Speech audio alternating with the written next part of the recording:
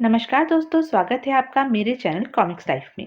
शुरू करते हैं अनिल मोहन जी द्वारा लिखा गया देवराज चौहान सीरीज का एक और मजेदार उपन्यास डबल प्लान पार्ट 7।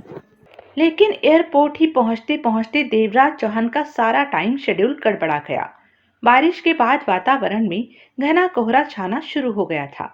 यह समुद्री टापुओं की आम समस्या होती है। देवराज चौहान को अपनी फ्लाइट के लिए प्रतीक्षा करनी पड़ी। देवराज चौहान खामोशी से बैठा प्रतीक्षा करता रहा और एयरपोर्ट की बिल्डिंग को घने कोहरे के बादलों से घिरता देखता रहा। उसकी तरह लाउंज में बैठे सभी यात्री भी देखते रहे। हवाई अड्डे पर खड़े हवाई जहाज और दूर नजर आते हैंगर भी नजरों से ओझल होते रहे।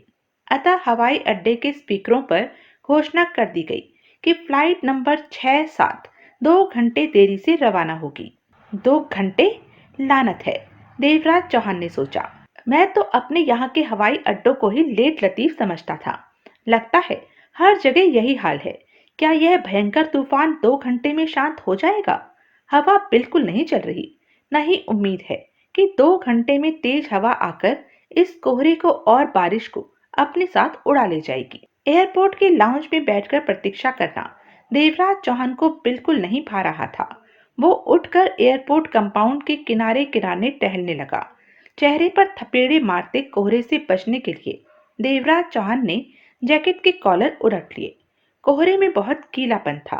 रनवे की पट्टी पर लगी फ्लोरोसेंट ट्यूबों की रोशनी में कोहरा नीले बादलों सा नजर आ रहा था। देवराज चौहान जैसे ही रनवे की लाइटों में पहुंचा, उसे वो लड़की नजर आई। वो लाइटों की उसी कतार की तरफ से भागती आ रही थी। देवराज चौहान को लड़की का चेहरा ठीक से नहीं दिखाई दे रहा था, लेकिन वो जिस तरफ दौड़ती हुई बार बार मुड़कर पीछे देखती आ रही थी, उससे देवराज चौहान समझ गया कि कोई गड़बड़ है जरूर। लड़की ने देवराज चौहान को उस समय देखा जब देवराज चौहान को लड़की के पीछे भागकर आती परछाइयां नजर आने लगी थी। वो चीखती हुई देवराज चौहान की तरफ दौड़ी चली आ रही थी। लड़की ने एक बड़ा सा ट्रेंच कोट पहन रखा था और सिर पर एक बरसाती टोपी मड़ी हुई थी, जिसके कारण देवराज चौहान को उसके घने काले बालों के अतिरिक्त कुछ नहीं नजर आ रहा था। प्लीज, वो हाँफती हुई बोली, एयरपोर्ट टर्मिनल बिल्डिंग किस तरफ है?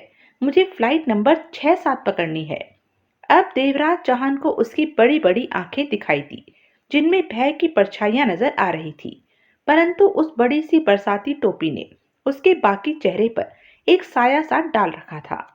लड़की के पीछे नजर डालने पर देवराज चौहान को 2 साए लड़की के पीछे आते नजर आए। फिर उनसे थोड़ी दूरी पर तीसरा आदमी भी दौड़ता आता दिखाई दे गया।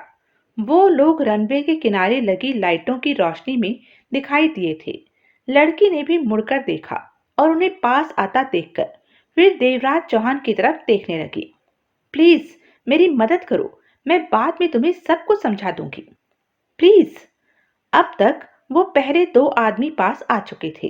उनमें से एक ने लड़की की बाह पकड़कर उसे गाली सी देते हुए उसे पीछे घसीट लिया। लड़की झुकी और उसने पूरी ताकत से अपने सफेद दांत उस आदमी के हाथ में घुसाकर काट लिया। वो आदमी बुरी तरह चीखा और उसने लड़की की बाह छोड़ दी। लड़की ने भागने की कोशिश की, लेकिन दूसरे आदमी ने आगे झपटकर उसे पकड़ लिया और पहले वाले ने एक जोरदार थप्पड़ लड़की के गोरे गाल पर जड़ दिया। वो गुर्राया, कुतिया कहीं की, अब संभल जा, वरना फिर चोट खा जाएगी। लड़की उसकी जांघों के जोड़ पर ठोकर मारती हुई चीखी, नहीं, मुझे जाने दो, मुझे वो फ्लाइट पकड़नी है।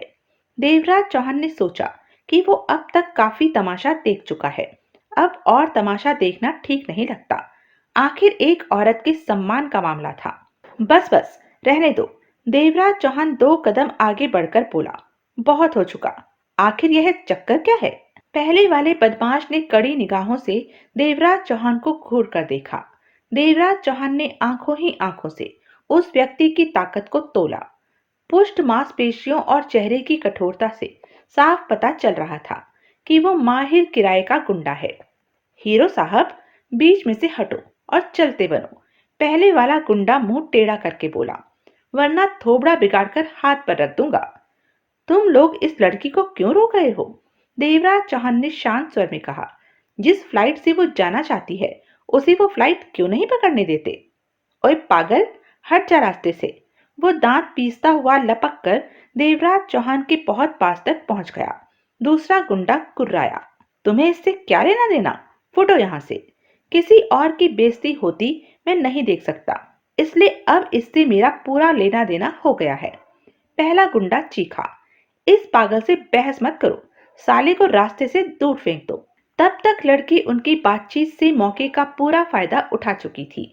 उस गुंडे का ध्यान देवराज चौहान की बातों में लगते ही लड़की ने अपने सैंडल की ऊंची और सख्त हील उस गुंडे के टखने पर दे मारी। वो दर्द से चीखने लगा और लड़की उसकी पकड़ से छूटकर हिरनी की तरह रनवे की तरफ भागने लगी। देवराज चौहान ने दूर खड़े हवाई जहाज के पंखों के पास लगी लाइटों की रोशनी में उसे कोहरे में भागकर गायब होते देखा। वो बड़ा जेट विमान था और उसे रनवे से हैंगर की तरफ ले जाया जा रहा था। उसके प्रोपेलर तेजी से नहीं चल रहे थे, फिर भी उसकी रफ्तार किसी भी आदमी के कई टुकड़े करने के लिए काफी थी। यह सोचते ही देवराज चौहान लड़की के पीछे भागने लगा। चारों तरफ उस हवाई जहाज के इंजनों का शोर गूंज रहा था। देवराज चौहान के पीछे पीछे वो तीनों गुंडे भी भागने लगे। वो लड़की अब कोहरे में गायब हो चुकी थी, लेकिन रनवे पर भागते हुए उसकी ऊंची हील वाली सैंडलों की खट खट खट अब भी देवराज चौहान को सुनाई दे रही थी।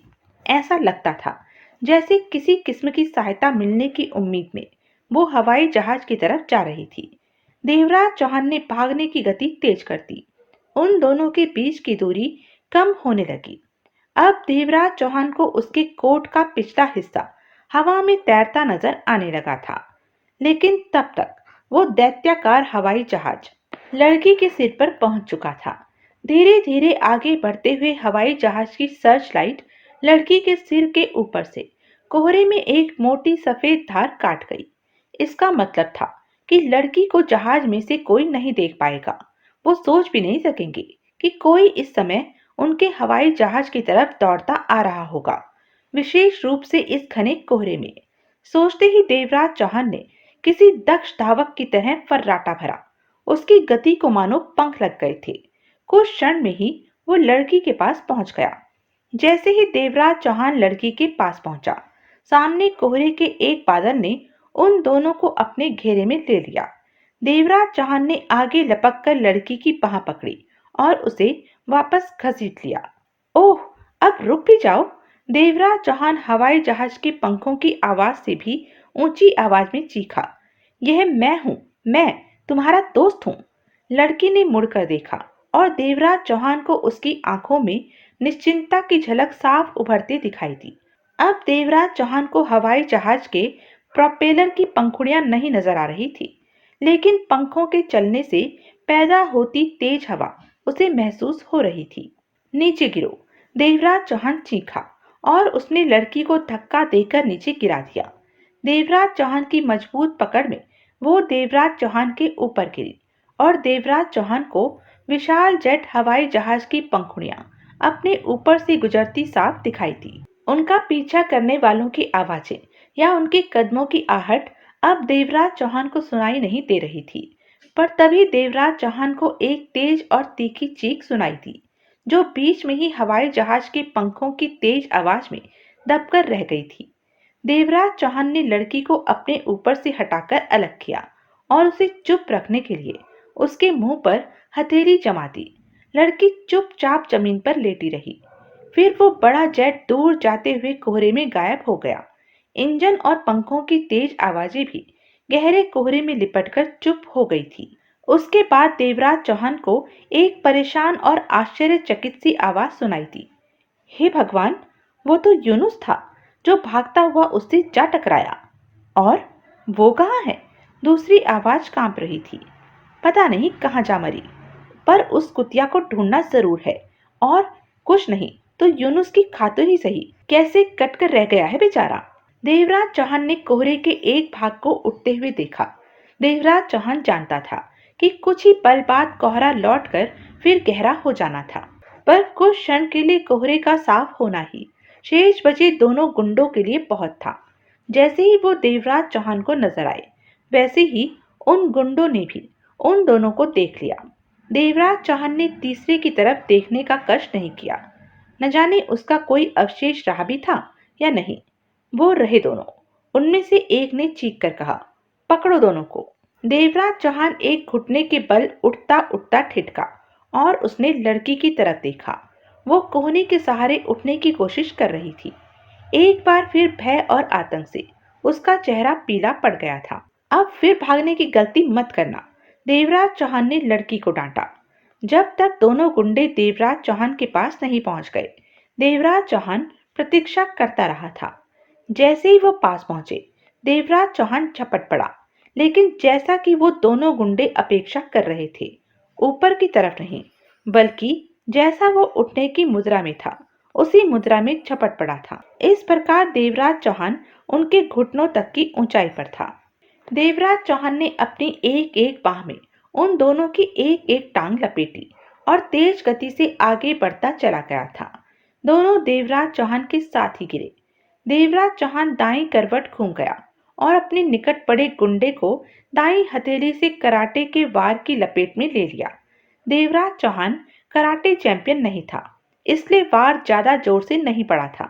फिर भी गुंडे की गर्दन के पास इतना तगड़ा तो पड़ा ही था कि गुंडा दर्द से चीख कर फिर धराशायी हो गया था। तब तक दूसरा गुंडा अपना रिवॉल्वर निकालने के लिए अपनी पिछली जेब में हाथ ले जा रहा था। तभी देवराज चौहान का जबरदस्त घूंसा उसके जबड़े पर पड़ा और वो इस बार पीछे की तरफ लड़खड़ाकर गिरा। उसका रिवॉल्वर उसके हाथ से छूटकर उछला और कोहरे में न जाने कहां जा पड़ा था। वो बदमाश कद का छोटा लेकिन शरीर का भारी था। फिर भी वो काफी तेजी से संभला था। शायद जान का खतरा ही था जिसने उसे इतनी जल्दी सहारा दे दिया था।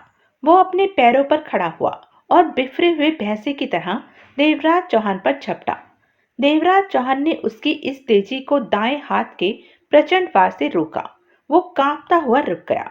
उसके बाद देवराज चौहान के बाएं हाथ के धमाकेदार मुक्के ने उसे फिर जमीन की धूल चाटने पर विवश कर दिया। वो मुंह के बल जमीन पर गिरा था और गिरने से पहले मुक्के की ताकत से लगभग 2 फुट ऊंचा उछला था। देवराज चौहान ने मुड़कर लड़की की तरफ देखा। लड़की की आंखें फैली हुई थी और भयानक चीख मारने के लिए उसका मुंह खुल चुका था। देवराज चौहान तेजी से घूम गया। घूमते ही दूसरे गुंडे का एक भरपूर वार देवराज चौहान की कनपट्टी पर पड़ा। देवराज चौहान की आशा के विपरीत वो जल्दी होश में आकर संभल भी चुका था।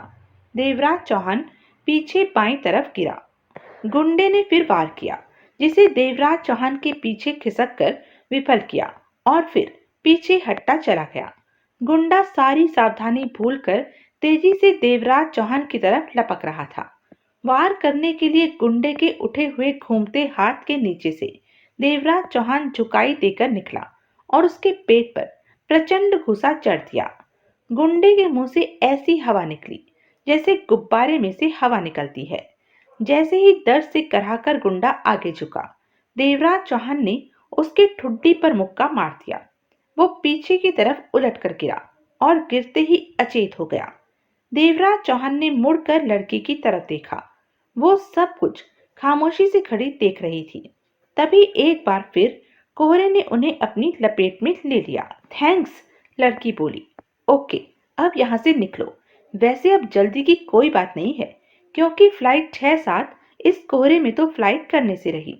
इस कोहरे में कोई भी काम होने की कोई संभावना नहीं है, इसलिए अब यह कांप कांप कर डरना छोड़ो।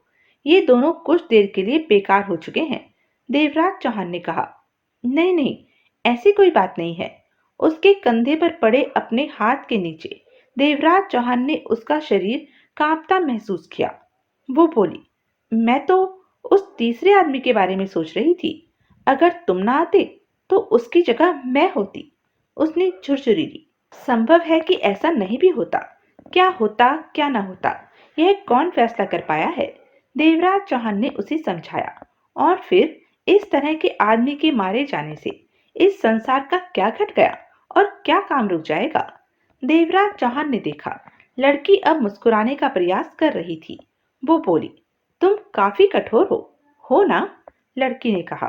फिर भी मुझे कुछ बातें स्पष्ट करनी होंगी और मैं स्पष्टीकरण दूंगी भी। पर सबसे पहले तो मुझे टर्मिनल के अंदर जाकर अपनी उपस्थिति नोट करानी है। हाँ हाँ, जरूर। देवराज चौहान ने सहमति प्रकट की।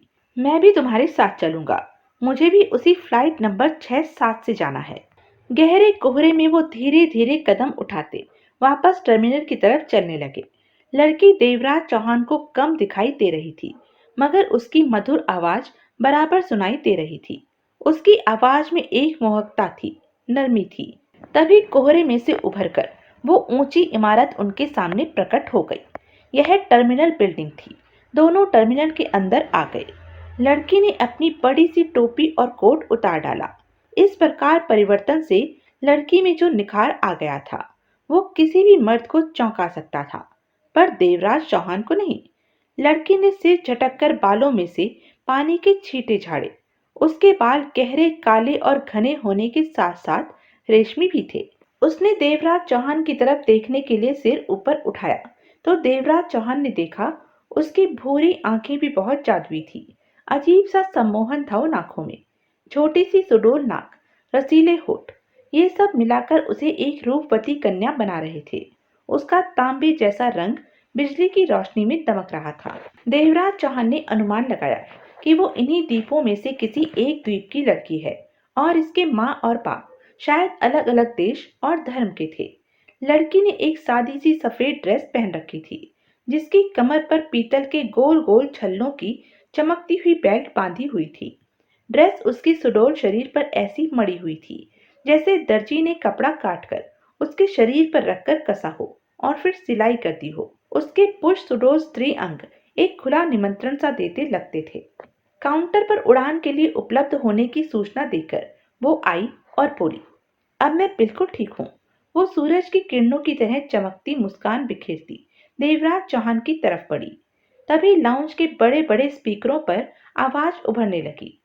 हमें बड़े खेद के साथ सूचित करना पड़ रहा है कि खराब मौसम के कारण फ्लाइट नंबर 6-7 का समय बढ़ाना पड़ा है। वो फ्लाइट अब सवेरे 7:30 बजे जाएगी।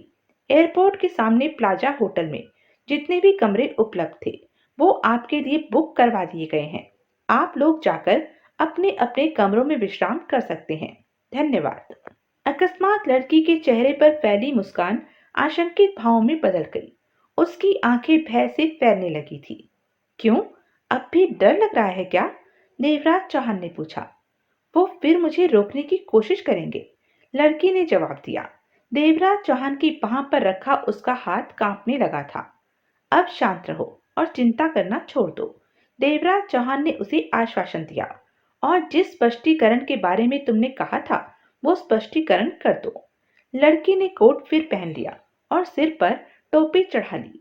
उसने दिखाने के लिए कि वो अकेली नहीं है, देवराज चौहान की बाह में बाह डाल दी। मेरा नाम ईशा कामत है और मैं द्वीप पर अपने घर जा रही हूँ। और शायद कोई ऐसा व्यक्ति या कोई ऐसी पार्टी जो तुम्हें वहां नहीं जाने देना चाहती है। जी हाँ, मेरे फादर, मेरे पापा। लड़की की आवाज आक्रोश से भर गई। काश मुझे मालूम होता कि वे मुझे घर क्यों नहीं लौटने देना चाहते। मुझे तो उन्होंने हमेशा अच्छी अच्छी बातें बताई हैं, परंतु शायद उसके अतिरिक्त भी कुछ बातें हैं, कुछ कारण हैं। वे हमेशा हमसे संघर्ष करने के लिए कहते रहे हैं। क्या उन्होंने तुम्हें कभी बताया है कि तुम किसके खिलाफ संघर्ष करोगी? देवराज चौहान ने स्वयं पूछ डाला। मैं ज्वाला द्वीप में पली बड़ी हूँ और पढ़ी लिखी हूँ। अब मैं टीचर बनना चाहती हूँ और मेरी इच्छा है कि मैं अपने घरेलू द्वीप ज्वाला द्वीप जाकर पढ़ाऊं। पर मेरे पापा कहते हैं कि मैं अन्य टापुओं पर रहूं, ज्वाला पर्वत कभी न जाऊं। शायद इसीलिए वो मुझे वहां जाने से रोकना चाहते हैं। ज्वाला द्वीप वो टापू था जहां इस देश की राजधानी थी, जहां महाराज और डॉक्टर कामराज का निवास था और जहां से देवराज चौहान यहां आया था। कुछ क्षण की चुप्पी के बाद वो देवराज चौहान द्वारा पूछे गए सवाल के दूसरे हिस्से पर आती हुई बोली, मेरे पापा का बहुत बड़ा पाइन एप्पल का फार्म है और अब तक वो हमारे लिए बड़ा लाभदायक काम साबित होता रहा है। पर पापा अब भी गुजरे जमाने में जी रहे हैं। आजकल वहां जो कुछ भी हो रहा है वो उन्हें अच्छा नहीं लगता। उन्होंने मुझे कह रखा है कि जब तक वे आदेश न दे मुझे वापस वहां नहीं लौटना है। मैंने भी कह दिया कि मैं जा रही हूँ। भाड़ में जाए आपका आदेश। और वो तीनों आदमी? देवराज चौहान ने पूछा। तब से ही मेरे पापा के किराए के गुंडे मेरे पीछे पड़ गए हैं, मुझे रोकने के लिए। यह तो बहुत ज्यादती है तुम्हारे पापा की। देवराज चौहान ने गर्दन हिलाकर कहा। तुम मेरे पापा को नहीं जानते। लड़की ने गहरी सांस ली। वे बहुत शक्तिशाली आदमी है, कोई उसका विरोध नहीं कर सकता, तुम्हारे सिवा। देवराज चौहान मुस्कुराया। तुम उन्हें कह सकती हो, भाड़ में जाओ। हाँ, मेरे सिवा, वो गंभीरता से बोली। यही कारण है कि जब से मैंने होश संभाला है और सोचने समझने लगी हूँ, हम दोनों आपस में लड़ते झगड़ते ही रहे हैं। क्या तुम्हें डर है कि वो अब भी तुम्हें रोकने की कोशिश करेंगे? देवराज चौहान ने पूछा। हाँ, मुझे बहुत डर लग रहा है, ईशा ने जवाब दिया। तो फिर ठीक है, देवराज चौहान सामान्य आवाज में बोला। मैं कमरा ले लेता हूँ। हम मान लेते हैं कि कमरे में सोफा भी होगा। सोफे पर मैं सो जाऊंगा। अगर सोफा नहीं भी हुआ तो मैं नीचे फर्श पर बिछे कालीन पर सो जाऊंगा। मुझे ऐसी बातों से कोई फर्क नहीं पड़ता। इस तरह तुम अकेली नहीं रहोगी और तुम्हें खतरा कम हो जाएगा। वो टटोलती नजरों से देवराज चौहान की तरफ देखती रही और शायद सोचती रही कि इस अजनबी पर भरोसा करना चाहिए या नहीं। फिर वो ठंडी सांस लेकर बोली, ओके, तो पक्का, मैं तुम्हारी आभारी रहूंगी। हाँ, तो मेरा नाम देवराज चौहान है। देवराज चौहान बोला। संयोग से मैं भी ज्वाला पर्वत ही जा रहा हूँ, भारत से आए एक आदमी से मिलने। ओह, यह तो वाकई बड़ी अच्छी बात है। ईशा कामत ने मुस्कुराती आंखों से देवराज चौहान की तरफ देखा। पर इससे कहाँ पता चलता है कि तुम क्या काम करते हो? मैं एक नौसिखिया भूगर्भ शास्त्री हूँ। देवराज चौहान ने यही बताना ठीक समझा था। तुम और नौसिखिए? वो हंसी। तुम तो किसी भी तरह नौसिखिए नहीं हो सकते। तुम्हारे अंदर एक अजीब सी परिपक्वता है। कमरा लेने के बाद देवराज चौहान ने पूछा, क्या ख्याल है, कुछ पी लिया जाए? क्या पीना चाहते हो? ईशा ने उल्टा सवाल दाग दिया। तुम जो चाहो, चाय या कॉफी? मैं तो शैंपेन पीना चाहती हूँ। ठीक है, शैंपेन ही सही। देवराज चौहान मुस्कुराया। चलो, बार में चलते हैं। मैं भी एक आध पैक स्कॉच ले लूंगा। कितनी सर्दी हो रही है। वो दोनों बार में पहुंचे। जैसे ही उन दोनों ने अंदर कदम रखा, उस अद्वितीय अनोखी रंगत वाली सुंदरी को देखकर बहुत सी निगाहें उनकी तरफ उठ गई। देवराज चौहान ने महसूस किया कि कई औरतें भी घूम घूम कर उनकी तरफ देखने लगी थी। हालांकि औरतों की आंखों में ईशा के लिए ईर्ष्या के भाव स्पष्ट झलक रहे थे। शैंपेन की चुस्कियां लेते हुए ईशा ने पूछ लिया, क्यों, तुम्हारा क्या ख्याल है? क्या वो लोग फिर कोशिश करेंगे? मेरा मतलब है, वो भाड़े के गुंडे? संभावना तो है ही। देवराज चौहान ने शांत और सहज भाव से जवाब दिया। यह बात कोई ढका छुपा रहस्य नहीं है कि यात्री कहाँ ठहरे हैं। वास्तव में मुझे इस बारे में संदेह है। देवराज चौहान ने ईशा के चेहरे पर संतोष के भाव उभरते देखे। फिर देवराज चौहान ने बात शुरू से कुरेदते हुए कहा, तुमने कहा था, काश मुझे पता होता कि मेरे पापा मुझे क्यों रोक रहे हैं। तुम्हें रोकने का वास्तविक कारण क्या है? तुम्हारे ख्याल में वो कारण क्या हो सकता है? ईशा ने अजीब नजरों से देवराज चौहान की तरफ देखा। मैं नहीं कह सकती कि वास्तव में क्या कारण है, उसने जवाब दिया। हो सकता है पापा किसी और के प्रभाव में हो, जो मेरी घर वापसी को उचित न समझता हो। जब उन्हें पीते पिलाते और बार के नजारे देखते काफी देर हो गई, तो वो दोनों उस कमरे में लौट आए जो देवराज चौहान ने लिया था। फिर सोने की तैयारी करने लगे। मैं आमतौर से निकर पहनकर सोने का आदी हूँ, देवराज चौहान ने कहा। क्या तुम कपड़े बदलना चाहती हो?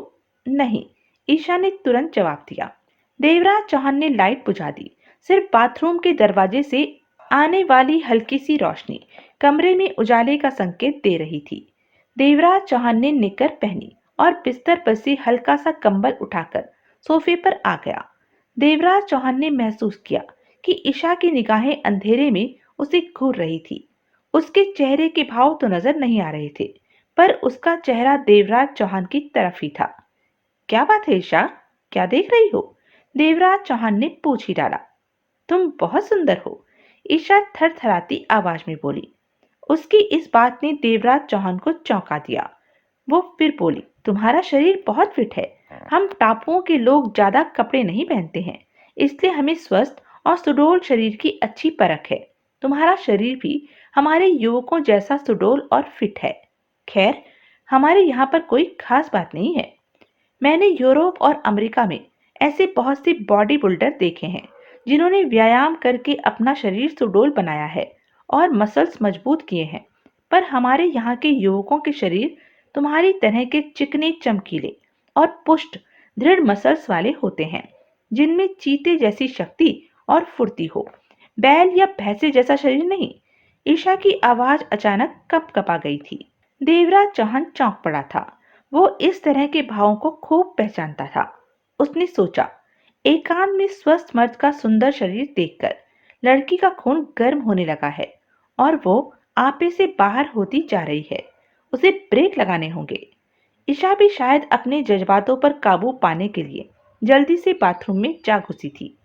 कुछ देर बाद बाथरूम से बाहर आने से पहले ईशा ने बाथरूम की बत्ती बुझा दी थी, पर खिड़की में से आती बाहर की रोशनी में देवराज चौहान ने देखा कि वो एक झीनी सी आधी यानी घुटनों तक की नाइटी पहने हुए थी। कुछ क्षण वो देवराज चौहान को खड़ी देखती रही। यहाँ हो ईशा, देवराज चौहान ने गंभीर स्वर में कहा। वो नंगे पांव चलती हुई देवराज चौहान के सोफे के निकट आ गई। देवराज चौहान ने पाया कि झीनी नाइटी में उसके भारी पुष्ट वक्ष सांस के उतार चढ़ाव के साथ ऊपर नीचे होते साफ नजर आ रहे थे। उसकी आंखें झुकी झुकी और होठ आधे खुले हुए थे। देवराज चौहान उठकर बैठ गया और बोला, जाओ ईशा, जाकर सो जाओ। सुबह जाने कब तक एयरपोर्ट पर बैठकर फ्लाइट की प्रतीक्षा करनी पड़े। देवराज चौहान के स्वर में ऐसा शांत भाव और लहजे में इतना ठंडापन था कि ईशा को जैसे झटका सा लगा। एक नर्म नाजुक तितली की तरह उसके नर्म हाथों ने देवराज चौहान के चेहरे को छुआ और फिर वो तेजी से जाकर अपने बिस्तर पर गिर पड़ी। थोड़ी देर में ही वो बेफिक्री की नींद सो रही थी। देवराज चौहान ने गहरी सांस लेकर सिर झटका और कंबल सिर के ऊपर खींच लिया। सुबह जब वो होटल से निकलकर चले तो सुबह की धूप बचे खुचे कोहरे को भी भाप बनाकर उड़ाने की कोशिश कर रही थी। देवराज चौहान पहले ही उठ गया था। उसने जल्दी से कपड़े पहने और हथियार वगैरह छुपाकर तैयार हो गया। वो मुंह अंधेरे ही नहा धोकर फ्रेश हो चुका था। जब ईशा बाथरूम से निकली, देवराज चौहान चलने के लिए बिल्कुल तैयार था। ईशा ने आधी बाहों का ब्लाउज और ऊपर स्वेटर पहन रखा था। उसके वक्षों के उभार के कारण स्वेटर आगे से काफी ऊंचा उठ गया था। जैसे ही ईशा स्कर्ट पहनने लगी, देवराज चौहान ने मुंह फेर लिया। वो स्कर्ट पहनकर देवराज चौहान के पास आई और बच्चों की तरह पीछे से उसके गले में बाहें डाल दी। थैंक यू देवराज चौहान, कल रात के लिए धन्यवाद। तुमने कल रात जिस तरह मुझे संभाला, बहुत कम मर्द वैसा कर पाते हैं। बहुत बहुत धन्यवाद। अच्छा अच्छा, अब फिल्मी डायलॉग मत मारो, वो तो कल रात की बात है। आज सुबह से मैंने सूरमा का पद त्याग दिया है। अब ऐसा न हो कि यहाँ कोई नया खेल शुरू हो जाए। देवराज चौहान ने मजाक में कहा। मुझे वो नया खेल भी मंजूर है, वो अर्थपूर्ण स्वर में बोली। तुम ही रात को पीछे हट गए थे। ओ आंटी जी, देवराज चौहान गंभीर होकर बोला। होश में रहो, कहीं ऐसा ना हो कि मैं अकेला चला जाऊं और तुम अकेली रह जाओ और तुम्हें अकेली जानकर वो गुंडे। Okay okay uncle. ईशा ने झपट कर अपना बैग और पर्स उठा लिया, फिर घूमती हुई बोली, आओ चलते हैं। जब वो एयरपोर्ट के सामने वाली गली पार कर रहे थे, तब देवराज चौहान ने अपनी बाह पर ईशा के हाथ की पकड़ मजबूत होती पाई। देवराज चौहान ने ईशा की तरफ देखा और उसकी आंख के इशारे को समझकर सामने नजर दौड़ाई। एक कार के पास 3 आदमी खड़े हुए थे। तीनों उनकी तरफ ही नजरें गड़ाए हुए थे। देवराज चौहान ने मुस्कुराते हुए देखा। उनमें से एक ने अपनी पट्टी बंधी बांह अपने गले में पड़ी पट्टी में फंसाकर टिका रखी थी। देवराज चौहान ने उनकी तरफ घूर कर देखा। उसकी नजर में भिड़ंत की दावत सी थी। उन्होंने कुछ बड़बड़ाते हुए एक दूसरे की तरफ देखा, लेकिन कार के पास ही खड़े रहे। जैसा कि देवराज चौहान को अंदाजा था, किराए के गुंडे एक सीमा से आगे अपनी गर्दनें नहीं फंसाया करते। हवाई यात्रा शुरू हुई। ईशा देवराज चौहान के पास वाली सीट पर बैठी हुई थी। दोनों ही रास्ते भर ऊँघते रहे थे। पर जैसे ही प्लेन ज्वाला पर्वत द्वीप के पास पहुंचा, देवराज चौहान ने ईशा के जोश और प्रसन्नता में वृद्धि होती महसूस की। फिर विशाल हवाई जहाज नीचे लैंड करने लगा। देवराज चौहान ने नीचे बिखरे छोटे छोटे टुकड़ों को देखा। ज्वाला द्वीप समूह के बारे में उसकी जो धारणाएं थी, वो पहले ही गलत साबित हो चुकी थी। ये 7 टापुओं का समूह था, जिनमें से सिर्फ 5 पर ही आबादी थी। 2 टापू निर्जन और पथरीली चट्टानों वाले बंजर थे। उनमें से ज्यादा पर्वत द्वीप और ज्वाला द्वीप सबसे बड़े थे। ज्वाला पर्वत द्वीप पर इस समय देवराज चौहान उतर रहा था और ज्वाला द्वीप वो था जहां महाराज का महल और सरकारी दफ्तर वगैरह थे। वही इस राज्य की राजधानी भी थी।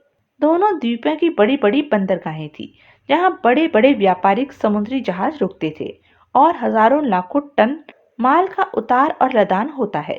ज्वाला पर्वत द्वीप पर ही गोल्डन बीच था।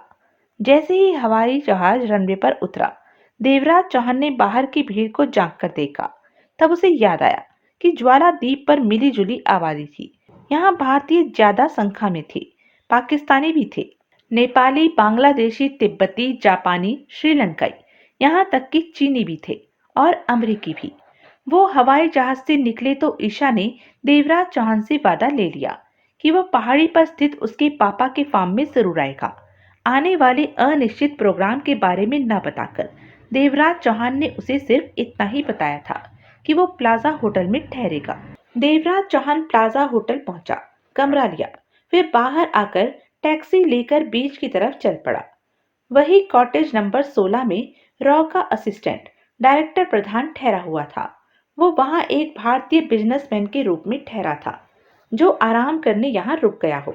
कॉटेज सड़क के अलग पीछे की तरफ थी। देवराज चौहान ने टैक्सी सड़क पर ही छोड़ दी और पीछे की तरफ जाकर उसने जल्दी ही 16 नंबर कॉटेज खोज ली। फिर देवराज चौहान ने 16 नंबर के दरवाजे पर दस्तक दे दी। दूसरी दस्तक के बाद दरवाजा खुला। दरवाजा खुलने पर एक 50 वर्षीय लेकिन स्वस्थ शरीर वाला आदमी सामने आया, जिसके सिर पर घने खिचड़ी बाल थे। प्रधान साहब, देवराज चौहान ने पूछा, लेकिन उस आदमी ने कोई जवाब नहीं दिया। उसकी तीक्ष्ण निगाहें देवराज चौहान पर टिकी हुई थी। देवराज, प्रिंस ऑफ ज्वालाद्वीप, देवराज चौहान ने कहा। फिर उसने अपना परिचय पत्र निकालकर प्रधान की तरफ बढ़ाया। उसने अच्छी तरह देखने के बाद दरवाजा खोला। प्लीज अंदर पधारिए प्रिंस, वो नर्म स्वर में बोला। देवराज चौहान ने रॉ के असिस्टेंट डायरेक्टर के रूप में जिस तरह की व्यक्तित्व की कल्पना की थी, प्रधान उससे बिल्कुल भिन्न था। वो लंबे कद का चुस्त व्यक्ति था, जबकि देवराज चौहान ने किसी दुबले पतले चश्माधारी व्यक्ति की कल्पना कर रखी थी, जो मिलिट्री के कर्नल की तरह कड़क कर बोलता हो। जबकि प्रधान का स्वर बहुत नर्म था। उसने कोट पतलून की बजाय खुले गले की एक कमीज पर आधी बाह का ब्राउन स्वेटर पहन रखा था, जबकि कमीज क्रीम कलर की थी और पतलून सफेद। उसकी दाईं आंख के ऊपर पुराने जख्म का निशान था और चेहरे पर सख्ती थी। ओह, माफ करना, तुम्हें यहाँ देखकर मुझे आश्चर्य हो रहा है, वो बोला। क्या आपको हमारी सरकार की तरफ से किसी ने बताया नहीं था कि मैं यहाँ आने वाला हूँ? देवराज चौहान ने किसी राजकुमार जैसी ही शान से पूछा। नहीं तो, प्रधान ने अपना सिर हिलाकर कहा, किसी ने नहीं बताया, और मुझे तो आश्चर्य हो रहा है कि उन्होंने तुम्हें यहाँ भेजा ही क्यों। डॉक्टर कामराज ने आपसे फोन पर बात की थी ना? आपने उन्हें बताया था कि यहाँ कोई गड़बड़ चल रही है और आपने हमसे बातचीत की इच्छा प्रकट की थी। उनका कहना था कि आप इसी कारण यहाँ पधार रहे हैं। अरे नहीं, प्रधान हंस पड़ा। मैं तो हर साल इन दिनों यहाँ आया करता हूँ। लगता है डॉक्टर ने हमारी फोन पर हुई बातों का गलत अर्थ लगा लिया। तो फिर अब जब हम मिल ही रहे हैं, तो कृपा करके बताइए कि एक खास और नियमित अंतराल के बाद ज्वालामुखी में विस्फोट होने के बारे में आपके क्या विचार हैं? देवराज चौहान ने पूछा।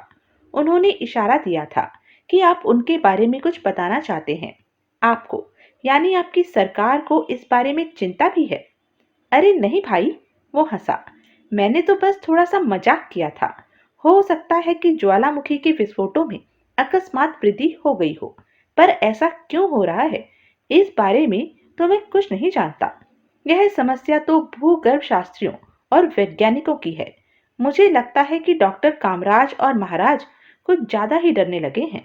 देवराज चौहान को यह सारी बातें समझ में नहीं आ रही थी। वो सोच रहा था, महाराज कभी डर नहीं सकते।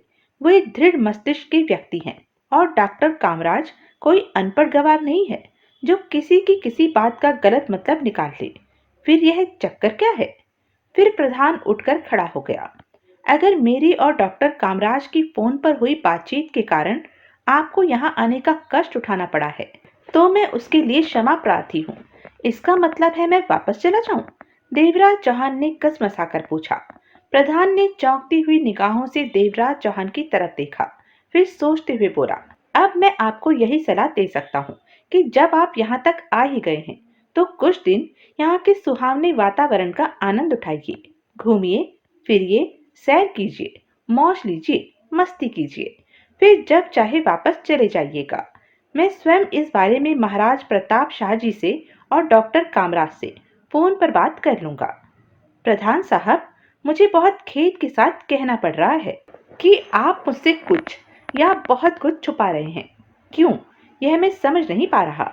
मुझे डॉक्टर कामराज की अक्ल पर पूरा भरोसा है कि वो किसी बात का कोई गलत मतलब नहीं समझ सकते। देवराज चौहान का स्वर सपाट और चेहरा गंभीर हो गया। उन्होंने मुझे विस्तार में बताया था कि किसी तरह आईएसआई वाले आपके ख्याल से कोई भारी गड़बड़ी करके हलचल मचाने की तैयारी में है। प्रधान के होठ हिले और फिर उसने कहा, हाँ, याद आया, इस बारे में हमारी कुछ बात हुई तो थी, लेकिन वो तो मैंने आईएसआई की भारत में चल रही गतिविधियों के बारे में कहा था। खैर, जो कुछ भी हो रहा है मिस्टर देवराज, आपसे मिलकर बहुत खुशी हुई। मैंने पिछले दिनों आपके बारे में बहुत कुछ सुना है। कुछ क्षण बाद ही देवराज चौहान बीच के सामने वाली सड़क से वापस लौटते हुए सोच रहा था, अगर डॉक्टर कामराज ने प्रधान की बात समझने में गलती कर दी थी, तो यह भी एक असंभव बात थी। डॉक्टर कामराज एक साइंटिस्ट हैं। वो ऐसी गलती कैसे कर सकते हैं? किसी भी सीधे साधे संकेत को समझना और उससे अपने मतलब की बात अलग करना ही तो उनका काम है। इन सब पर विश्वास करना देवराज चौहान के लिए मुश्किल हो रहा था। देवराज चौहान ने फैसला किया कि अब उसे मुलाकातियों की लिस्ट के दूसरे नाम डीएसपी हरीश शर्मा से मिल लेना चाहिए। आमतौर पर किसी भी उलझे हुए विषय को कुछ देर के लिए अपने दिमाग से झटक कर अलग कर दिया जाए तो अच्छा रहता है। बाद में फ्रेश दिमाग से, नए उत्साह और सूझबूझ से उस विषय का समाधान किया जा सकता है। ज्वाला पर्वत के पुलिस हेडक्वार्टर में पहुंचकर देवराज चौहान को पता चला कि उसके संभावित आगमन की सूचना पहले से पुलिस हेडक्वार्टर पहुंचा दी गई थी। हरीश शर्मा अपनी सुनहरी बैज लगी वर्दी में बहुत स्मार्ट पुलिस ऑफिसर लग रहा था। नेपाली मूल का हरीश यूनिवर्सिटी कॉल में जबरदस्त एथलीट रहा था, तैराकी और लॉन्ग जंप का गोल्ड मेडलिस्ट। जी साहब, कहिए, मैं आपकी क्या सेवा कर सकता हूँ? डीएसपी हरीश ने औपचारिक स्वर में पूछा। तब तक देवराज चौहान उसके सामने कुर्सी पर बैठ चुका था। देवराज चौहान ने उसे पूरी बात बता दी, फिर बोला, मैं अभी वीपी प्रधान से मिलकर आ रहा हूँ, लेकिन अब भी मैं इस बारे में विश्वास से कुछ नहीं कह सकता।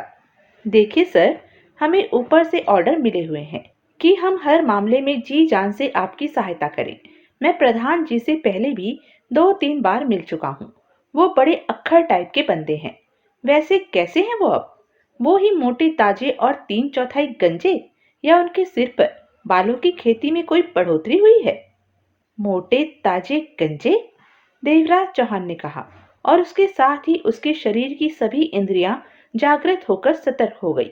उसने पूछा, क्या तुम रॉ के असिस्टेंट वेद प्रकाश प्रधान की बात ही कर रहे हो ना? हाँ जी सर, मैं उन्हीं की बात कर रहा हूँ। मैं उन्हें कई सालों से जानता हूँ, हरीश शर्मा ने जवाब दिया। उन्हें हमेशा अपना वजन घटाने और सिर पर बाल उगाने की चिंता सताती रहती है।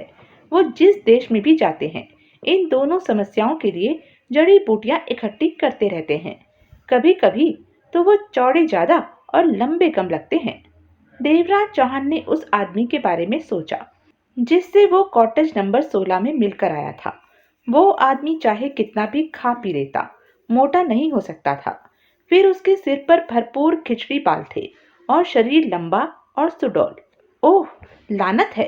देवराज चौहान हरीश शर्मा की तरफ ताकता हुआ बड़बड़ाया। फिर वो हरीश शर्मा से बोला, मैं फिर आऊंगा ऑफिसर। बाहर भागते हुए देवराज चौहान दो पुलिसियों से टकराते टकराते बचा। पीछे डीएसपी हरीश शर्मा आंखें फाड़े मुंह खोले आश्चर्यचकित सा देवराज चौहान को देख रहा था। पुलिस हेडक्वार्टर से बाहर निकलते ही देवराज चौहान ने टैक्सी ली और उछलकर उसमें सवार हो गया। गोल्डन बीच, उसने चीख कर टैक्सी ड्राइवर से कहा, एक्सीलेटर पूरी तरह दबा दो और दबा ही रहने दो, यह अर्जेंट सरकारी काम है। ड्राइवर ने मुड़कर देवराज चौहान की तरफ देखा और उसकी आंखों में न जाने उसे क्या नजर आया कि उसने वैसा ही किया जैसा देवराज चौहान ने कहा था। देवराज चौहान समझ नहीं रहा था कि वो कॉटेज में मिले आदमी पर गुस्सा करे या फिर अपने आप पर। देवराज चौहान को गुस्सा कम ही आता है, लेकिन जब आता है तो धमाकेदार आता है। खास तौर पर उस समय जब कोई देवराज चौहान को इस तरह बेवकूफ बना जाए। इस समय देवराज चौहान धोखा खाया हुआ था। फिर गुस्से के साथ साथ देवराज चौहान को चिंता भी सताने लगी। वो मक्कार प्रधान नहीं था। देवराज चौहान ने अचानक वहां पहुंचकर उसे चौंका दिया था और उस आदमी ने बड़ी चालाकी से बातचीत में देवराज चौहान को फंसाकर उसी से सारी बातें जान ली थी और मामले को उल्टा रंग दे डाला था। देवराज चौहान को एहसास तक नहीं हो पाया था। टैक्सी कॉटेज के पास पहुंची तो देवराज चौहान ने बाहर झांककर आगे देखा। उसने कॉटेज से निकलकर दो आदमियों को भागते हुए एक इम्पाला कार में सवार होते देखा। उसमें से खिचड़ी बाल वाले हाफ स्वेटर पहने आदमी को गोली की तरह पहचाना। यह वही था जिसने प्रधान होने का ड्रामा किया था। तीसरा आदमी कार की ड्राइविंग सीट पर था। टैक्सी जिस तूफानी गति से उनकी तरफ पड़ रही थी, उससे उन्होंने अनुमान लगा लिया था कि क्या हुआ होगा। तभी कार के ड्राइवर ने इंजन स्टार्ट कर दिया था। गाड़ी रोको, देवराज चौहान ने चीख कर टैक्सी ड्राइवर को आदेश दिया। देवराज चौहान नहीं चाहता था कि उन लोगों की कार चल पड़ने के बाद उसकी टैक्सी रुके। टैक्सी फिसलती हुई रुक गई। टायर जोरों से चीखे और देवराज चौहान बाहर कूद गया। रिवॉल्वर अब देवराज चौहान के हाथ में था। टैक्सी इम्पाला से पहले ही रुक गई थी। इम्पाला कार अब तेजी से देवराज चौहान की तरफ बढ़ी आ रही थी। देवराज चौहान ने निशाना लिया और कार के ड्राइवर पर फायर कर दिया। देवराज चौहान जानता था कि निशाना खाली गया है। उसने इम्पाला के ड्राइवर को डैशबोर्ड की तरफ सिर झुकाते देख लिया था। अब तक ड्राइवर ने इम्पाला पूरी गति से दौड़ानी शुरू कर दी थी। वो पूरी सावधानी से नीचे झुका, स्टीयरिंग संभाले हुए था। कार इस तरह झपटती आ रही थी जैसे देवराज चौहान को कुचलती हुई ही निकलेगी। उसकी झपेट से बचने के लिए देवराज चौहान फुर्ती से जमीन पर गिरकर करवटें बदल गया। कार निकल गई। देवराज चौहान उछलकर उठा और गोलियां बरसाने लगा, पर ड्राइवर कार को दाएं बाएं लहराता निकाल ले गया। अगला मोड़ काटते वक्त कार इतनी तेजी से घूमी कि उसके सिर्फ एक साइड के दोनों पहिए ही सड़क पर चलते रह गए। दूसरी साइड ऊपर उठ गई थी और कार का एक टायर फटने से बाल बाल बचा था। गोली ऊपर वाले फेंडर से टकराकर रह गई थी। इस तरह कार निकल गई थी और देवराज चौहान अपनी टैक्सी की तरफ देखते हुए सोच रहा था कि उस कार का पीछा करना चाहिए या नहीं। बुरी तरह सहमा हुआ और भयभीत टैक्सी ड्राइवर सब सा स्टीयरिंग व्हील थामे बैठा हुआ था। फिर देवराज चौहान ने सोचा, जब तक टैक्सी मुड़ेगी उनके पीछे लगेगी, तब तक वो लोग जाने कहां से कहां निकल जाएंगे। बाद में देखूंगा उन्हें। देवराज चौहान ने टैक्सी ड्राइवर के कांपते हाथ पर किराए के पैसों से कुछ ज्यादा पैसे रखे और धीरे धीरे चलता हुआ 16 नंबर कॉटेज के अंदर जा घुसा। असली बीपी प्रधान अब भी वहां नहीं था, लेकिन पूरी कॉटेज उथल पुथल का शिकार थी। उन्होंने कॉटेज का चप्पा चप्पा छान मारा था। हर जगह की पूरी तलाशी ली गई थी। अलमारी के रैकों में रखी सारी किताबें निकालकर बाहर फेंक दी गई थी। कपड़ों को फाड़ काट कर इधर उधर फेंक दिया गया था और सूटकेस उल्टा पड़ा हुआ था। सूटकेस को अंदर से उधेड़ा गया था। एक ब्रीफकेस भी कटा फटा पड़ा था। जिस आदमी को देवराज चौहान ने प्रधान समझकर बातें की थी, शायद वो उस वक्त तलाशी लेने की तैयारी कर रहा था। अगर देवराज चौहान कुछ मिनट देर से पहुंचता तो उसे रंगे हाथों पकड़ सकता था। तब शायद देवराज चौहान असली वीपी प्रधान से भी मिल लेता। देवराज चौहान के दिमाग में अब दो सवाल चकरा रहे थे। पहला यह कि असली प्रधान कहाँ था, और दूसरा यह कि वो लोग यहाँ क्या तलाश कर रहे थे। इस जगह की हालत देखकर अंदाजा लगाया जा सकता था कि जिस चीज की उन्हें तलाश थी वो चीज उन्हें मिली नहीं थी, लेकिन यह बात निश्चित रूप से नहीं कही जा सकती थी। देवराज चौहान ने सोचा, अगर उनकी इच्छित चीज उन्हें नहीं मिली तब यह बहुत बढ़िया बात थी, क्योंकि उस स्थिति में वो अपना अधूरा काम पूरा करने जरूर आएंगे। जहां तक प्रधान का सवाल है, देवराज चौहान ने सोचा, शायद उसे इस प्रकार के बिन बुलाए मेहमानों के आने का आभास पहले से ही हो गया था, इसलिए वो अस्थायी रूप से कॉटेज में से गायब हो गया था। देवराज चौहान ने फोन पर डीएसपी हरीश से संपर्क किया और उसे यहाँ घटने वाली घटना विस्तार से सुना डाली। साथ ही देवराज चौहान ने हरीश को सलाह भी दी कि जब तक प्रधान लौट नहीं आता तब तक आगे बढ़ने का कोई सूत्र नहीं मिलेगा। जी हाँ, हरीश ने कहा था। फिलहाल मैं उस जगह 24 घंटे का पहरा लगवा देता हूँ और अपने आदमियों को आदेश दे देता हूँ कि आपके अलावा वहाँ कोई नहीं घुस सकता। वहाँ की किसी चीज को भी छुआ नहीं जाएगा। प्रधान साहब को खोजने के लिए मैं सूचना फ्लैश करवा देता हूँ। हो सकता है वो जानबूझकर अंडरग्राउंड हो गए हों। हो सकता है, मुझे लगता है वो मुझसे संपर्क करने की कोशिश जरूर करेगा। नहीं, मेरे ख्याल में ज्यादा संभावना इसी बात की है कि वो लोग ही उसे पकड़कर किसी गुप्त स्थान पर ले गए हों और शायद उससे कुछ उगलवा पाने में कामयाब न हुए हों, इसलिए यहाँ। ओके सर, मैं समझ गया, हरीश ने जवाब दिया। संपर्क बनाए रखना। देवराज चौहान ने बाहर आकर एक और टैक्सी पकड़ी और प्लाजा होटल लौट आया। वहां पहुंचकर देवराज चौहान को पता चला कि कोई मेहमान उसकी प्रतीक्षा में बैठी हुई है। पीठ बगैर गहरा नीला सूट, बहुत ही नीची कटिंग वाले ब्लाउज के गले में लटका हुआ लॉकेट, उसके बाद उसके वक्षों का उभार गले से बाहर छलक पड़ रहा था। उसकी तांबे जैसी त्वचा उसकी अर्धनग्नता में और चार चांद लगा रही थी। उसके रूप में कुछ ऐसा आकर्षण था कि हाथ बढ़ाकर उसे छू लेने का मन करता था। मैं तुम्हें रात के खाने के लिए बुलाने आई हूँ, वो देवराज चौहान की बाहों में बांह डालते हुए बोली। आशा है कि आज रात तुम बिजी नहीं हो। पापा तुमसे मिलना चाहते हैं। तुमने एयरपोर्ट पर उन गुंडों की जो गत बनाई थी वो मैंने उन्हें बता दिया है। शायद ईशा का गुस्सा कुछ उतर चुका था, इसलिए वो अपने पापा के लिए सम्मानजनक लहजे में बात कर रही थी।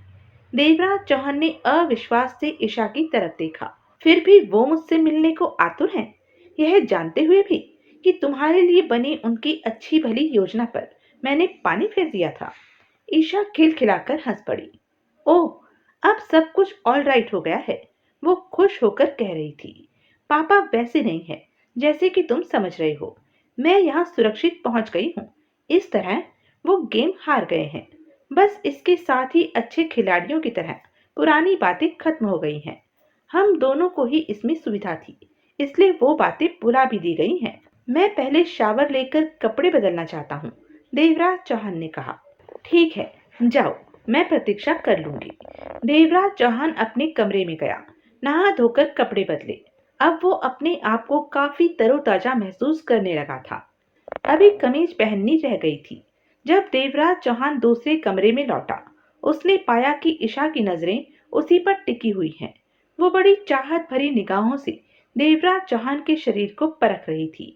वो जल्दी से तब बोली, जब देवराज चौहान अपने सफारी बैग से धुली हुई कमीज निकाल रहा था। वो उसके पास आकर खड़ी हो गई थी। ठहरो, पहले मुझे देख लेने दो। देवराज चौहान ने दो धारी खंजर को कलाई पर बंधे ग्रिप में डाल दिया। ईशा की निगाहें बड़ी रुचि से यह क्रियाकलाप देख रही थी। क्यों, क्या आजकल भूगर्भ शास्त्री ऐसी चीजें अपने पास रखना भी जरूरी समझने लगे हैं? तो बड़े धीमे स्वर में बोली थी। मुझे पता नहीं कि सब भूगर्भ शास्त्री रखते हैं या नहीं, देवराज चौहान ने गंभीर स्वर में कहा। परंतु मैं तो रखता ही हूँ। तुम क्यों रखते हो? क्योंकि यह तेज नोकीला दो धारी खंजर बड़े काम की चीज है, देवराज चौहान ने मुस्कुराकर जवाब दिया। कभी कभी कठोर मिट्टी या किसी चट्टान के नीचे का हिस्सा खोदना पड़ जाता है। इस किस्म के मौकों पर देवराज चौहान को विश्वास था कि वो जो कुछ कह रहा है ईशा उस पर जरा भी यकीन नहीं कर रही है, लेकिन ईशा ने उसके बाद और कुछ नहीं पूछा। ईशा ने रात की तरह इस समय भी देवराज चौहान के कंधे थामकर चिपकने की कोशिश की। देवराज चौहान ने सर्द स्वर में कहा, यह शरारतबाजी रहने दो, वरना रात के खाने पर मुझे अपने पापा के पास ले जाने की बात भूल जाओ। मैं बीच पर तैरने चला जाऊंगा। ईशा के देवराज चौहान के नंगे कंधों पर थिरकते हाथ रुक गए और वो घूमकर देवराज चौहान के सामने आ गई। मैं तो सिर्फ यह देखना चाहती थी कि तुम्हारी त्वचा वैसी ही चिकनी है जैसी कि देखने में लगती है या नहीं। यह लो अपनी कमीज। उसने कमीज पहनने में देवराज चौहान की सहायता की। फिर देवराज चौहान के बालों में कंघी करने तक वो पीछे हट गई। देवराज चौहान ने अपनी जैकेट उठाई। ईशा से छुपाकर उसने रिवॉल्वर लगाया। फिर जैकेट खुद ही पहन ली। फिर वे होटल से बाहर आए और ईशा की छोटी सी लाल रंग की टोयोटा कार तक आ गए। अपनी बराबर वाली सीट पर बैठी उस लड़की की तरफ देखकर वो सोचने लगा, न जाने आज का डिनर कैसा होगा और क्या क्या करेगी ये लड़की। इस उम्र में ही इसमें भरपूर नारित्व है, लेकिन फिर भी जाने क्यों यह बचकाना से मोटापे की शिकार लगती है। इसमें आत्मविश्वास और जिद कूट कूट कर भरे हुए हैं। यह किसी भी अप्रिय बात के विरोध में डट सकती है और उस विरोध के लिए इसमें प्रचुर शक्ति और पर्याप्त इच्छा शक्ति भी है। इसके अपने पापा के साथ विरोधी संबंध है। मुझे लगता है कि उस विरोध के पीछे कोई तगड़ा भेद छुपा हुआ है। यह पूरा मामला सिर्फ पुराने विचारों वाले एक बूढ़े बाप और खुले विचारों वाली जवान और आजाद ख्याल बेटी के बीच वैचारिक मतभेदों का नहीं, बल्कि इसकी पृष्ठभूमि में कुछ और भी बड़े कारण हो सकते हैं। क्या है भेद इस विस्फोटक स्थिति का? ईशा एक दक्ष ड्राइवर थी। उसने तेज गति वाली छोटी टोयोटा स्पोर्ट्स कार को बड़ी कुशलता से संभाल रखा था। ऊंची नीची बलखाती पहाड़ी सड़कों पर वो बड़ी सावधानी से लेकिन तेज गति से चलती जा रही थी। जल्दी ही पक्की सड़कें पीछे रह गई और ईशा ने कार एक कच्चे रास्ते पर मोड़ दी। उसके बाद जब ईशा ने एक मोड़ काटा, तब देवराज चौहान ने एक बहुत बड़े बाग की झलक देखी। बाग एक पहाड़ी की जड़ में स्थित था। फिर देवराज चौहान को पाइन एप्पल यानी अनानास के नुकीले पत्ते भी नजर आने लगे थे। बाग के आखिरी सिरे पर नीची छत वाली एक पुरानी हवेली जैसी इमारत थी। ईशा ने कार एक कच्ची सड़क पर मोड़ दी। वो बाग को बीच में से दो हिस्सों में बांटती हुई हवेली तक चली गई थी। तभी उनके सामने से मजदूरों से भरा ट्रक निकला, जिसपे मजदूर बाहर तक लटके हुए थे। फल तोड़ने वाले मजदूर हैं, ईशा ने बताया। काम पूरा करके वापस जा रहे हैं। मजदूर हाथ हिला हिलाकर उसका स्वागत करते हुए चीख रहे थे। ट्रक को रास्ता देने के लिए ईशा ने कार कच्ची सड़क के किनारे कर ली थी। फल तोड़ने वाले मजदूर आम मजदूरों जैसे ही नजर आ रहे थे, जो यूपी, आंध्रा और केरला से लाए जाते थे। ट्रक के केबिन में अगली सीट पर देवराज चौहान को ड्राइवर के साथ बैठे एक आदमी की झलक दिखाई दी, जिसे देखकर देवराज चौहान बुरी तरह चौंका। उस आदमी के चेहरे पर सख्ती थी। उसने खुले गले की क्रीम कलर की कमीज पहन रखी थी। उस आदमी की आंख के ऊपर जख्म का पुराना निशान देखकर देवराज फिर चौंक उठा। देवराज चौहान ने ईशा की तरफ देखा। वो निश्चिंत होकर सावधानी से कार ड्राइव कर रही थी। ट्रक की ड्राइविंग केबिन में जो लोग बैठे हुए थे, वो कौन थे?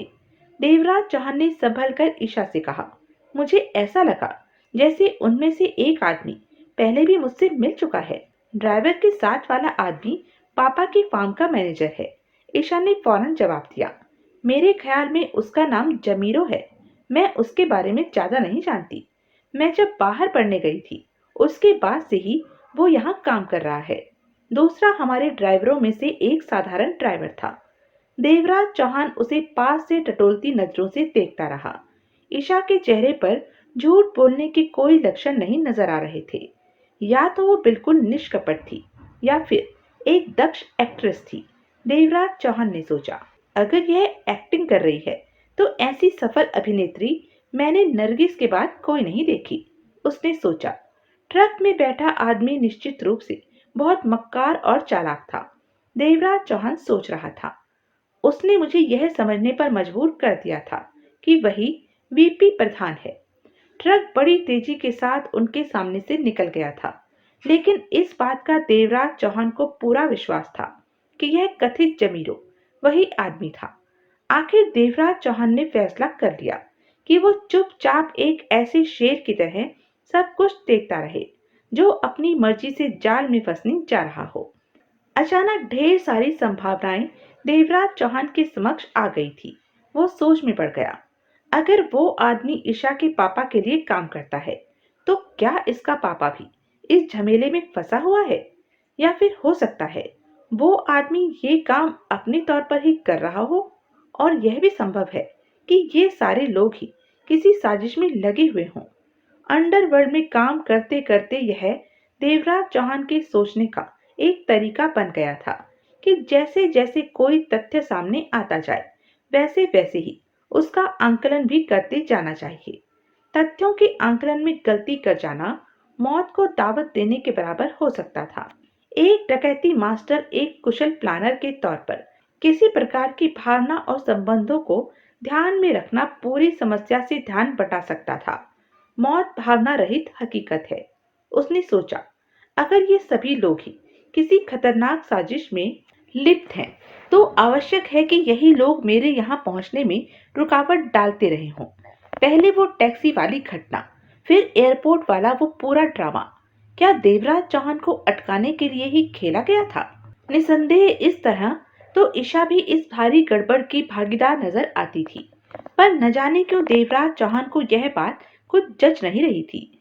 सालों साल अंडरवर्ल्ड में जानी दुश्मनों से जूझते हुए और एक से बढ़कर एक लालची और धूर्त आदमियों से निपटते निपटते आदमी के दिमाग में एक विचित्र सा सतर्कता बोध पैदा हो जाता है, और उसकी छठी इंद्री भी कहीं ज्यादा जागृत हो जाती है। और देवराज चौहान की उस सतर्क और जागृत छठी इंद्री के अनुसार ईशा इस मामले में कहीं फिट नहीं होती थी। फिर उनकी कार उस इमारत के मेन गेट की तरफ जाने वाली सड़क पर मुड़ी। यह सड़क गोलाई में घूमी हुई थी। देवराज चौहान ने सोच लिया था कि पहले से ही तय करके वो किसी विचार को अपने दिमाग में नहीं जमने देगा, लेकिन देवराज इतनी आसानी से अपने दिमाग में बजने वाली खतरे की घंटी की आवाज अनसुनी नहीं कर सकता था। इस घंटी की प्रतीक जो झंझनाहट इस समय देवराज चौहान के शरीर में दौड़ रही थी, वो देवराज चौहान की व्यक्तित्व का एक अंग बन चुकी थी। जब कभी भी देवराज चौहान का मानसिक एंटीना इस प्रकार के किसी खतरे के सिग्नल पकड़ लेता था, तो फिर देवराज चौहान के लिए उसको झुटलाना संभव नहीं होता था। वो इमारत काफी बड़ी, भव्य और खूबसूरत थी। उसके निर्माण और डिजाइन में भारतीय मुगल कालीन वास्तुकला और ब्रिटिश इंजीनियरिंग का मिश्रण साफ नजर आता था। मुख्य प्रवेश द्वार के आसपास दो मीनारें बनी हुई थी, जिनमें ऊपर खूबसूरत डिजाइन बने हुए थे। इमारत के सामने का हिस्सा खास तौर से सजाया गया था। सुंदर फूल, पौधे व पेड़ लगे हुए थे। यह खूबसूरत बगीचा था। मेरे पापा पुराने विचारों के हैं, ईशा ने चेतावनी भरे स्वर में कहा। हो सकता है शाम के समय वो तुम्हारे सामने कोई लेक्चर झाड़ने लगे। तुम सुनने के लिए तैयार रहना। वो इमारत के अंदर पहुंचे तो एक नौकर ने झुककर अभिवादन किया। उसके बाद ईशा का पिता उनके स्वागत के लिए अंदर के कमरे से बाहर निकल कर आया। वो एक विशालकाय आदमी था, कद में देवराज चौहान से भी ऊंचा। सफेद बालों के पश्चात भी उसके चौड़े और मजबूत कंधे किसी शक्तिशाली सांड की तरह पुष्ट थे।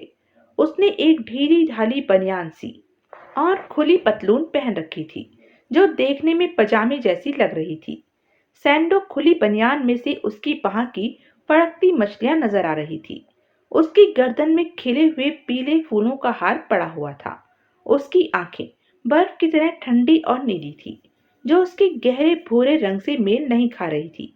उसका रौब और दबदबा उसके व्यक्तित्व से ही प्रकट हो रहा था। वेलकम देवराज साहब, उसने भारी रोबीली आवाज में कहा।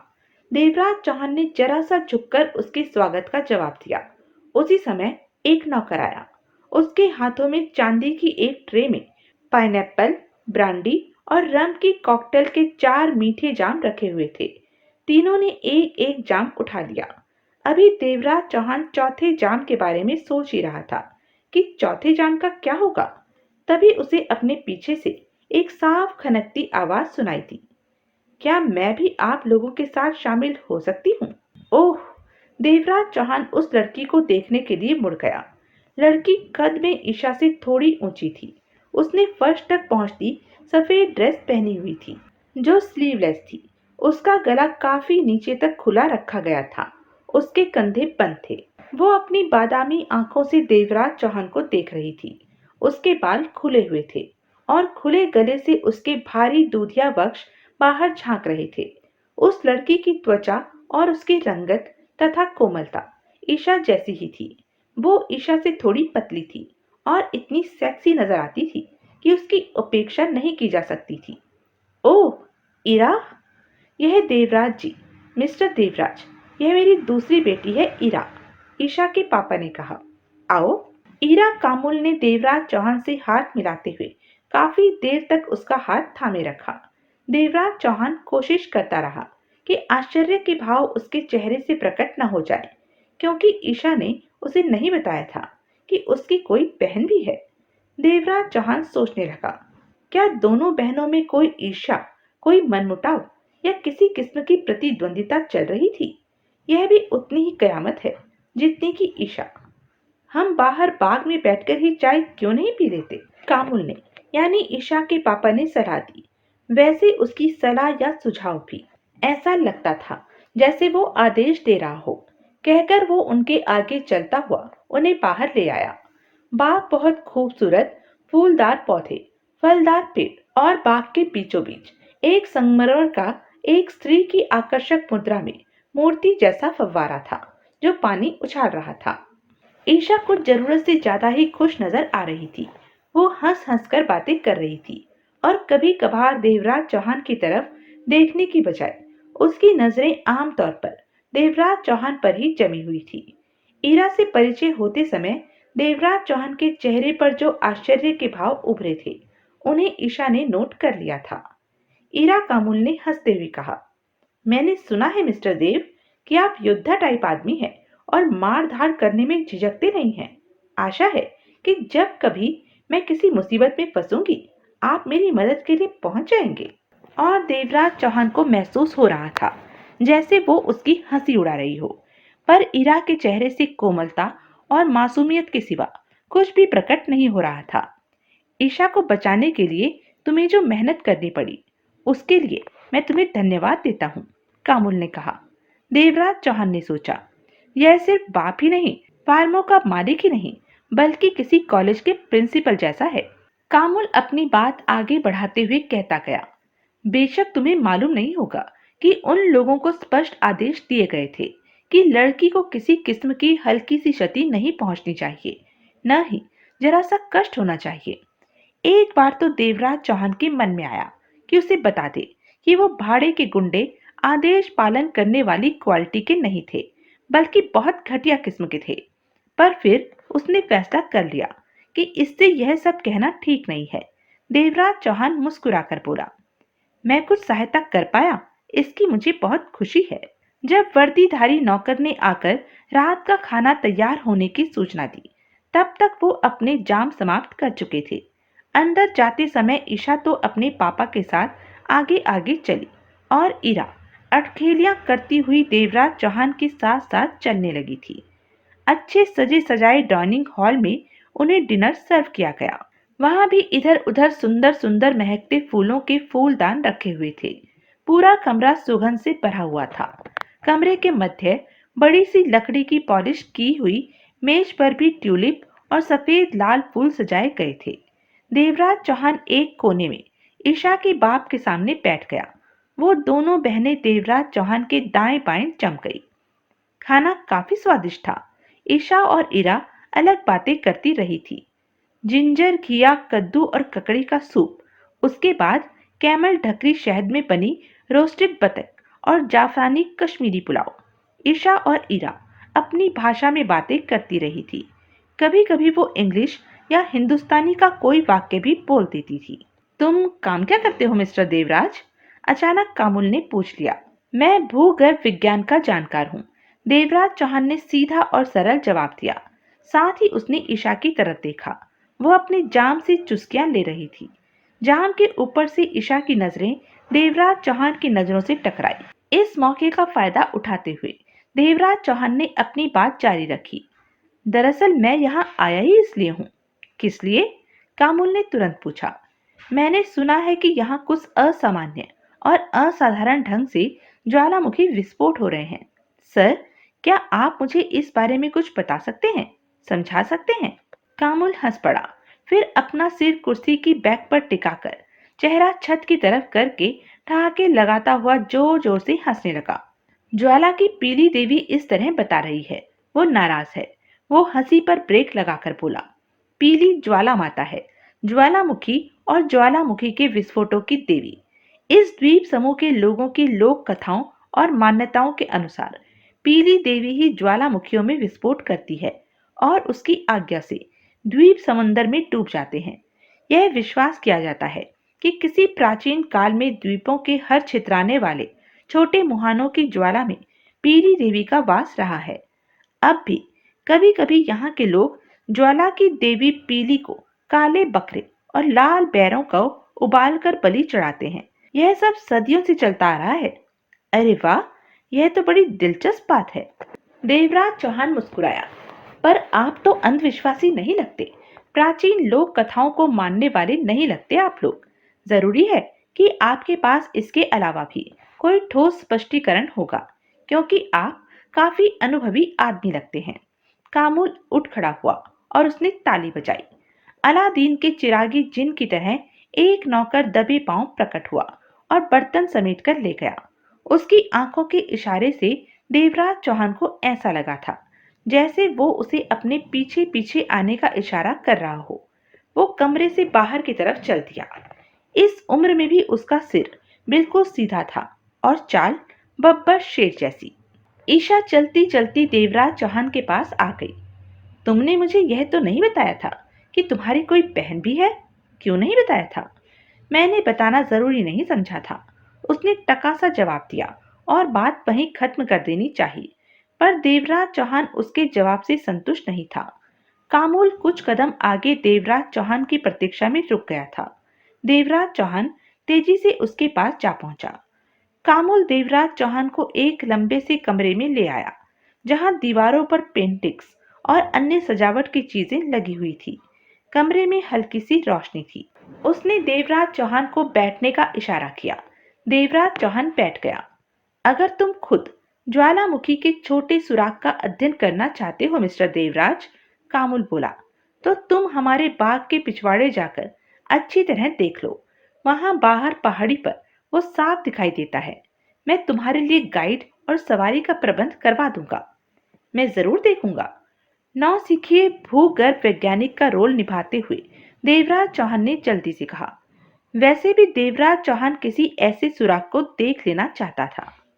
तो फिर ठीक है, कामुल बोला। कल सुबह 8:30 बजे यहाँ पहुंच जाना। मैं तुम्हारे लिए सब तैयारी करके रखूंगा। इससे पहले कि धूप तेज हो, जल्दी चल देना ही ठीक रहेगा। ब्रांडी पीने के साथ देने के लिए लड़कियां भी आ पहुंची थी और उनके प्रिंसिपल ने उन्हें दूसरे दिन सुबह के प्रोग्राम के बारे में बता दिया था। ईशा तो यह सुनकर निराश सी हो गई थी। सुबह उसे ज्वाला देवी द्वीप जाकर अपनी नौकरी के लिए किसी से मिलना था। देवराज चौहान ने अपनी रिस्ट वॉच की तरफ देखा। उसे देर हो रही थी।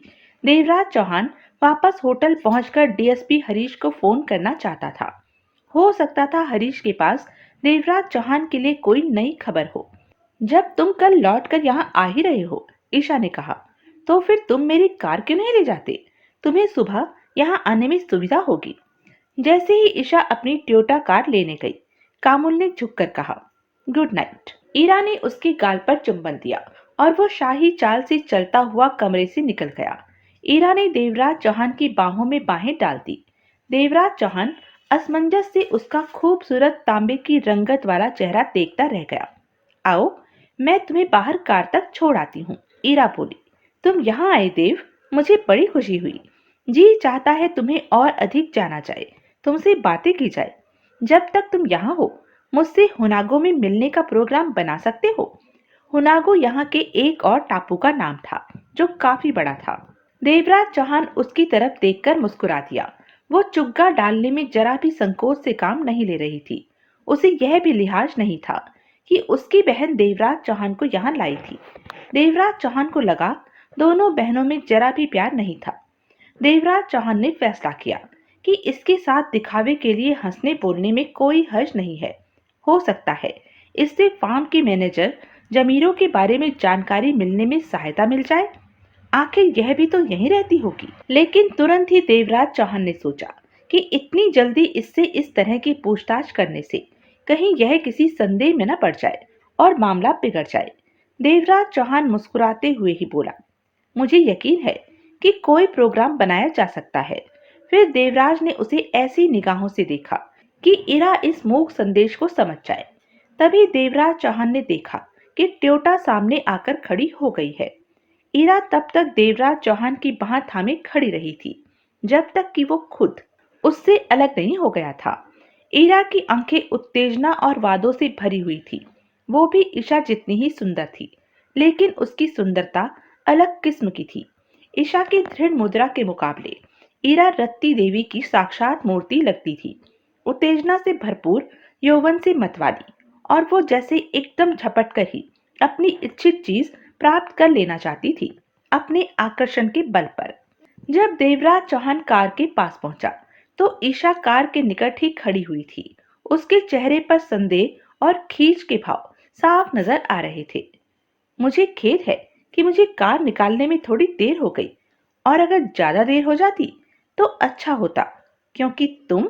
देवराज चौहान ने सोचा कि इन कड़वे शब्दों पर ध्यान न देना ही उचित है। ईशा इस समय ईर्ष्या में बोल रही थी। तुमने अपनी बहन का जिक्र पहले क्यों नहीं किया? यह बात मैं अब भी जानना चाहता हूँ। देवराज चौहान ने उसके पास पहुंचते हुए पूछा। क्या जिक्र करती? वो सौतेली बहनी तो है, ईशा ने जल्दी से जवाब दिया। हमारी माएं अलग अलग थी और हम दोनों भी एक दूसरे से अलग हैं। चलो, तुम कहती हो तो मैं मान लेता हूँ। देवराज चौहान के लिए ईशा को खुश रखना भी जरूरी था। देवराज ने ईशा का कोमल गाल बड़ी कोमलता से छूकर उसे मुस्कुराने पर मजबूर कर दिया। देवराज चौहान कार में बैठने से पहले पीछे हटा तो ईशा की आंखें खुली की खुली रह गई थी। वो लगभग आधा झुककर छोटी कार में घुसा था और स्टीयरिंग संभाल लिया था। देवराज चौहान ने हाथ बाहर कर ईशा को विश किया और कार आगे बढ़ा दी। वो वहीं खड़ी देवराज चौहान को जाते देखती रही। फार्म वाली सड़क खत्म होकर पीछे छूट गई तो देवराज चौहान कच्ची सड़क पर मुड़कर चल पड़ा और नागिन की तरह बल खाती सड़क पर संभाल कर कार चलाने लगा। उसके दाईं तरफ गहरी खाई थी और बाईं तरफ ऊंची उठती पहाड़ी। अचानक देवराज चौहान को ब्रेक लगानी पड़ गई। सामने सड़क पर एक बड़ी सी ब्यूक कार सड़क के बीचों बीच रास्ता रोके खड़ी थी। देवराज चौहान ने अपनी कार रोकी और आगे की तरफ झुककर देखा। अपनी कार की हेडलाइटों की रोशनी में देवराज चौहान को साफ नजर आ रहा था कि सामने खड़ी कार में कोई नहीं था। देवराज चौहान ने अपनी कार का इंजन बंद किया और दरवाजा खोलकर बाहर आ गया। देवराज चौहान सामने वाली कार की तरफ बढ़ा ही था कि उसने वो आवाजें सुनी। पत्थरों और मिट्टी के पहाड़ी से नीचे लुढ़कते आने की खड़खड़ाहट भरी आवाजें। देवराज चौहान ने ऊपर की ओर देखा। पत्थरों और मिट्टी की चट्टानें तेजी से लुढ़कती हुई देवराज चौहान की तरफ आ रही थी। पल पल खड़खड़ाहट गड़बड़ाहट में बदलती जा रही थी। थोड़ी सुरक्षा पा लेने के लिए देवराज चौहान अपनी छोटी टोयोटा कार के साइड के पीछे हो लिया, लेकिन ये सब प्रयास विफल रहे। मिट्टी, पत्थर और छोटी मोटी चट्टानें लुढ़ककर निरंतर नीचे आती रही।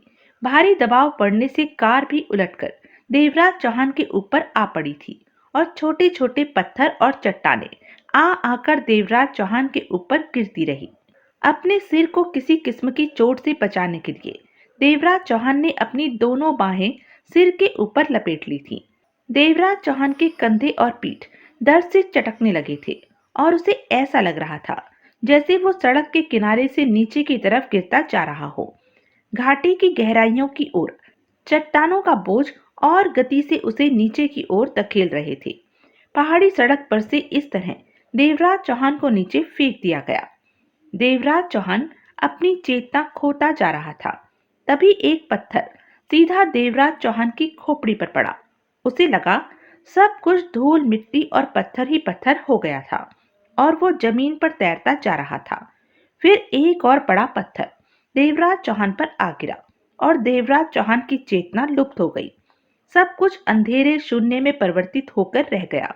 देवराज उस अंधेरे में डूबता चला गया। तो यह थी अब तक की कहानी। आगे की कहानी जानने के लिए बने रहें मेरे साथ। और हाँ, मेरे चैनल को लाइक, शेयर और सब्सक्राइब करना ना भूलें। और कमेंट करके ज़रूर बताएं कि यह वीडियो आपको कैसा लगा। धन्यवाद।